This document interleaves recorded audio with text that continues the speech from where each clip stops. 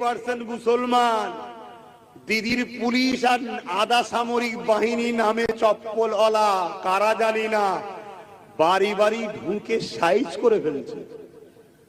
শুনছেন না শোনেন না? হ্যাঁ, ভুল যদি বলি দিদির হাতে তো পাওয়ার আছে, তুলে যেতে পার না, তোদের সঙ্গে তো ভালো খাতির আছে, বল।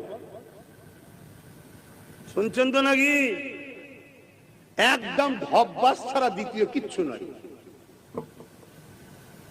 অনেক হয়তো বুক বড় হাসালে বসে আছে, আমাদের টেনশন নেই, টেনশন নেই, পাগলামি করোনি, মন দিয়ে শোনো। নাম্বার ওয়ান, আইন যখন কোনো জিনিস হয়ে যায়, এ ওয়াকাফ কালা কানুন হয়ে গেছে, এটা কোনো বিল আর নেই, আইন হয়ে গেছে।